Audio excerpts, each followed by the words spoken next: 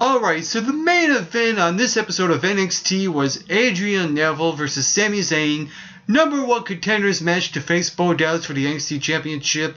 Going into this match, I'm already thinking this is going to be incredible, and you know what? That was an aerial clinic.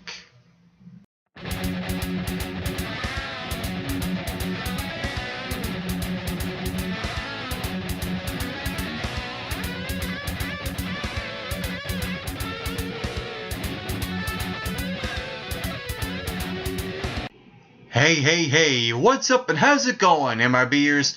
I'm so glad that you have took your time to spend with me right here today on the Mick Rock and Bolt Wrestling Review Show. I am your co-host, Mike Mick Rock Wilson, and last night was NXT from the Full Sail University in Orlando, Florida.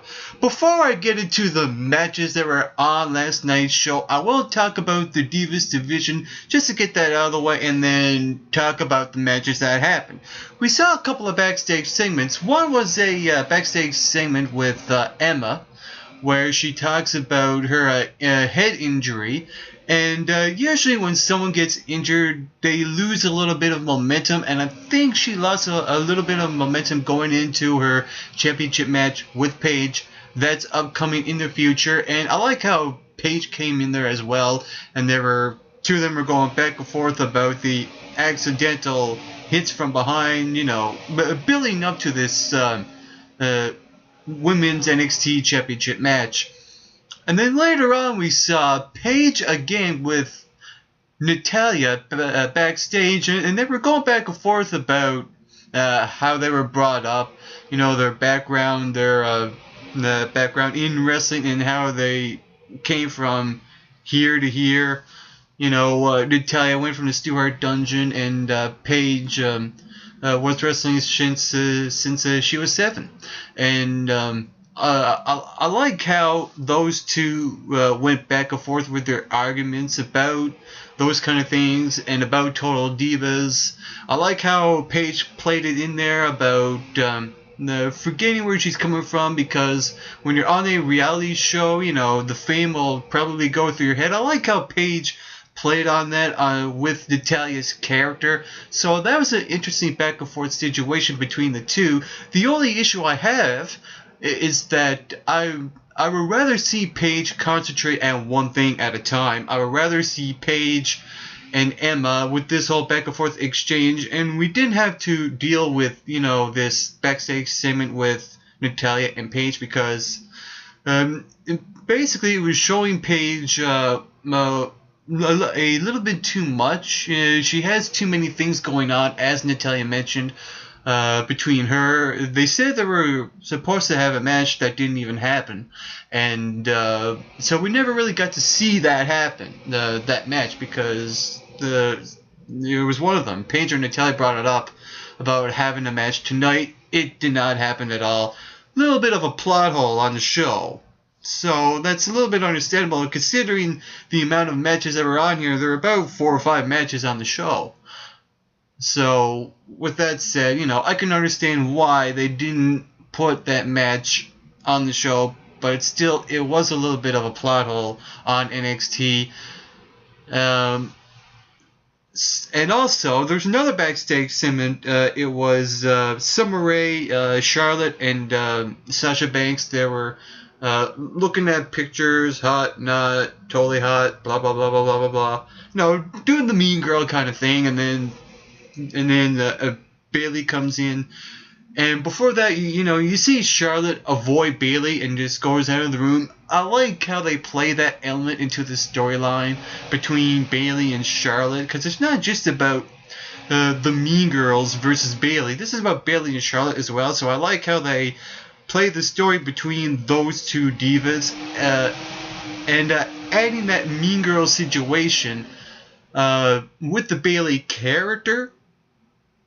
Going against Bayley and her character is well suited.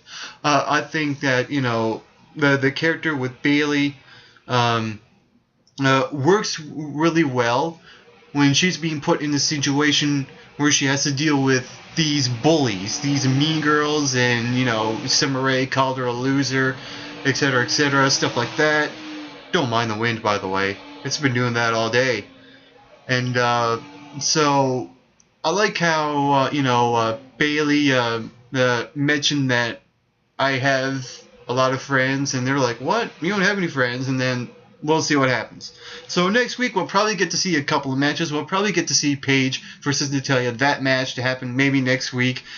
And this Divas Tag Team match, I guess it's going to be Summer Rae and Sasha Banks, because Charlotte don't want anything to do with Bayley. And whoever Bayley's tag team partner is going to be, I could see someone like Layla coming back, because she was once a member of a couple of Mean Girl group in Late Cool. It was her and Michelle McCool. And come back as a babyface and help out Bayley. So if that's the case, I'm actually looking forward to this match. And with that said, I like how they leave that open as well. The mystery behind who's going to be Bayley's tag team partner. That's going to be interesting to see play out next week on NXT. Hopefully next week. Anyway. So, getting into the matches on the show. We saw Yoshitatsu go one-on-one with Antonio Cesaro. And going into this match, I'm thinking, how many times is Antonio Cesaro going to swing around Yoshitatsu in the ring? That alone is going to be great. What happened was that when Antonio Cesaro does his entrance, he throws in his flag, he runs to the ring, and we saw Byron Saxton kind of step on the flag by accident, and Antonio Cesaro gets in his face, and it was getting really, really heated up, and the fans were reacting pretty well when that was going on. And then we saw William Regal get up from the announce booth and escort Byron Saxton out of the ring to make sure no physical interaction gets involved in this exchange, because Antonio Cesaro had Byron Saxton backed into a corner when all this was going down.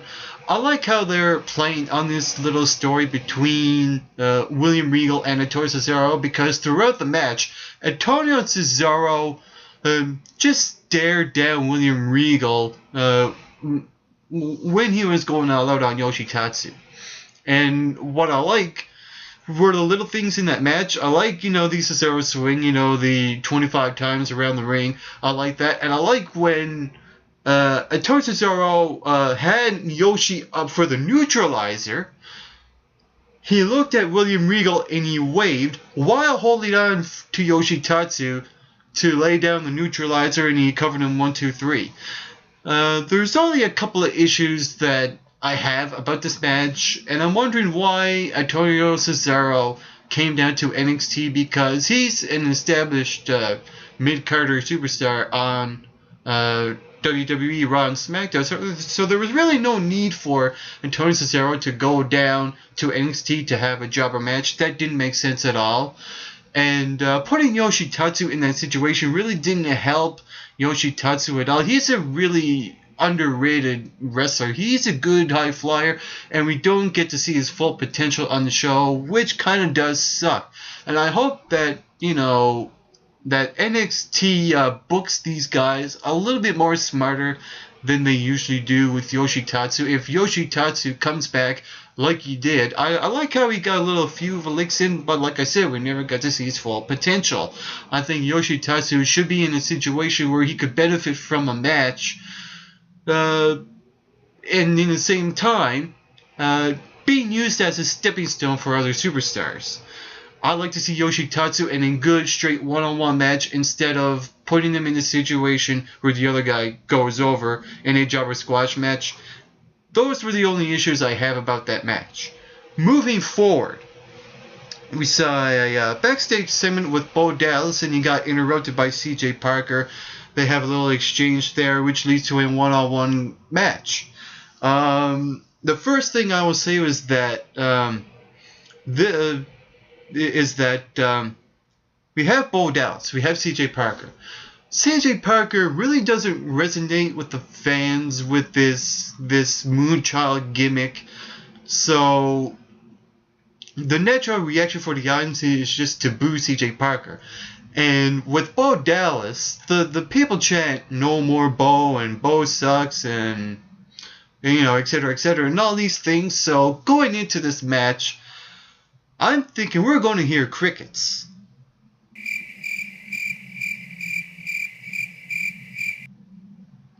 Pretty much, and we did hear crickets throughout that match. The fans really didn't know who to cheer for, so that match really fell flat. Bo Dallas got the victory. All I would say about that is that they used AJ Parker as a stepping stone for Bo Dallas to go over someone, to have momentum going into his championship match next week. I will get to the number one contenders match later on, and I got a lot of good things about that match. Also, on the show, we saw Cassius Ohno go one-on-one with Tyler Breeze, and from out of nowhere, from behind, Alexander Rusev comes out and just takes out Cassius Ohno. I like it because of what happened last week in the Beat the Clock Challenge. Cassius Ohno bet Alexander Rusev's time, and I guess Alexander Rusev is pissed off about it. Makes perfect sense for Alexander Rusev to come out and attack Cassius Ohno from behind. Who wouldn't be pissed when someone beats your time? And the only nitpicking thing I have is that I'm surprised that Alexander Rusev didn't attack guys like Adrian Neville, who later on went on to beat the Clock, and Sami Zayn as well. So that's the only other issue I have, but I like who he targeted. A big guy in Cassius Ohno, even though he's a big guy, he's a bit taller than Alexander Rusev. I like the guys that he's going after, and even though we all know that Cassius Ohno is released, he's going to be on a couple more times before he's on NXT, because these shows are taped, and that's why he's on, even though he is released. So I can understand the situation that Cassius Ohno has been in. He hasn't been living up to WWE standards when it comes to hitting the gym and other things and the like. So I can understand why the WWE had to release Cassius Ohno. And with that being said, really, what can you do? What happened after the attack from behind is that he managed to get into the ring. We saw, the medical doctor come out and try to get Cassius Ohno away from the ring, but Cassius Ohno wanted to go in there. That match was over before it was even started, and Tyler Breeze hit his finishing maneuver, the spinning heel kick, and pinned him 1, 2, 3. After that, we saw a backstage segment before the number one contenders match between Adrian Neville and Sami Zayn. I like the interaction these two guys have, and I like what Adrian Neville said in that backstage segment with Renee Young, is that it's not just about being the NXT champion. It's about going to WWE Raw or SmackDown, the bigger picture. I like how Adrian Neville brought up the bigger picture. It's not just about being the number one contender for the NXT championship in hopes to get that NXT title. It's also about the whole grand scheme of things, about going up in the ranks into WWE. I really like what Adrian Neville said in that backstage segment. Also on the show, we saw Hunico and Camacho in a tag team match versus the Ascension in a non-title match, and I feel like they're really rushing this feud along, and it just feels like they're not credible opponents for the tag team champions, because they came back last week. They had a jobber squash match which was over 9 seconds, which makes them number one contenders. Really? That doesn't sit well at all, and I think it is way too early even to have this non-title match.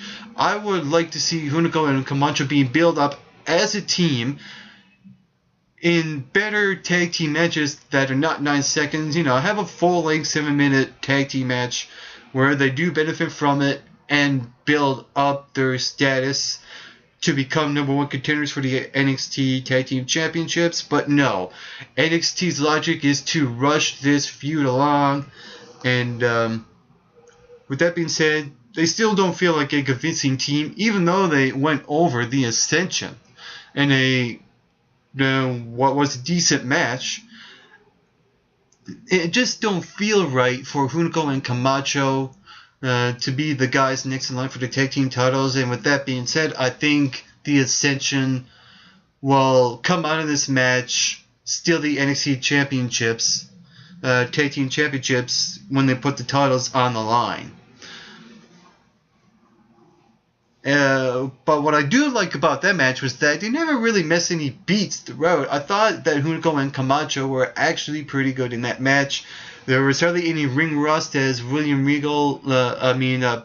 that the commentators mentioned, Renee Young mentioned it. Hardly any ring rust from Hunico and Camacho. I really liked that about last night's show.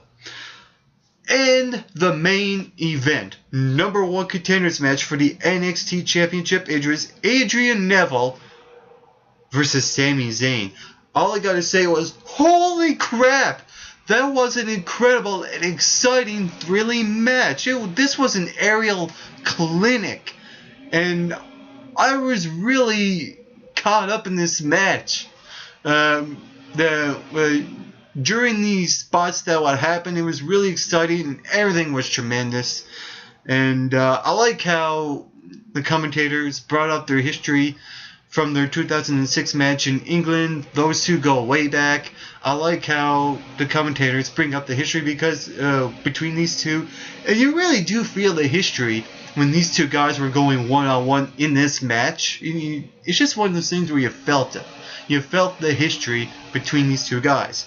And I like how in the first few minutes, they teased some things throughout that match. And when it got going, it really got going. Like I said, this was an aerial clinic. The spots in this match were absolutely incredible. Easily a contender for match of the year. And with that being said, we saw also Bo Dallas on commentary that he never really paid any contributions to this match.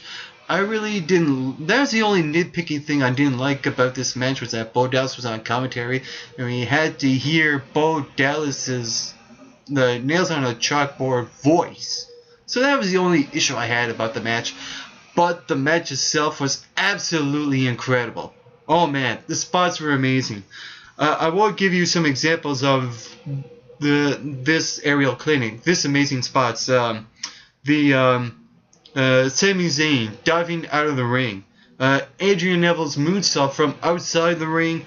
I like in that moment where Sami Zayn caught Neville in mid-air a couple of times during these backflips Adrian Neville was doing, and he caught him, spin out powerbomb. Absolute great moment. And even the part where he caught him again in midair and he landed on his shoulders, Hurricanrana.